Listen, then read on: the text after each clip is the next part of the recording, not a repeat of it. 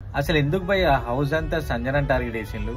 సంజన కంటే డేంజర్ వాళ్ళు ఉన్నారు హౌస్ లో. రీతు అండ్ పవన్ విషయంలో సంజన మాట్లాడింది ఒకటి తప్పు, కానీ ఇంటెన్షన్ కరెక్టే.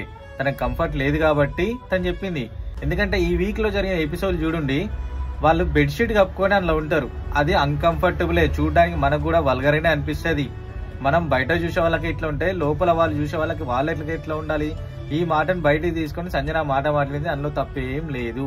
కానీ మళ్ళీ సంజన సారీ చెప్పినా కూడా మళ్ళీ సంజననే మళ్ళీ టార్గెట్ వేసిండు. ఈ రోజు ఎపిసోడ్ లో కూడా మళ్ళీ సంజననే టార్గెట్. ప్రతిదానికి సంజన కంటే డేంజర్ వాళ్ళు ఉన్నారు. భరణి ఉన్నాడు, తనుజ ఉంది, వీళ్ళంతా డేంజర్ పర్సన్లు. వాళ్ళ మూవ్మెంట్ వచ్చే వరకు సైలెంట్ ఉండి వాళ్ళ టైం వచ్చినాక మొత్తం బ్లాస్టింగ్ చేస్తారు.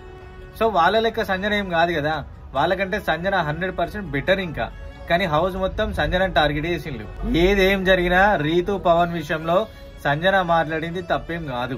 ఎందుకంటే మనకు చూపించని కొన్ని సీన్స్ ఉన్నాయి, వాటిని బయటికి రివీల్ చేయరు. లైవ్ చూసే వాళ్ళకి మాత్రమే తెలుస్తుంది వాళ్ళ కథలేంటో.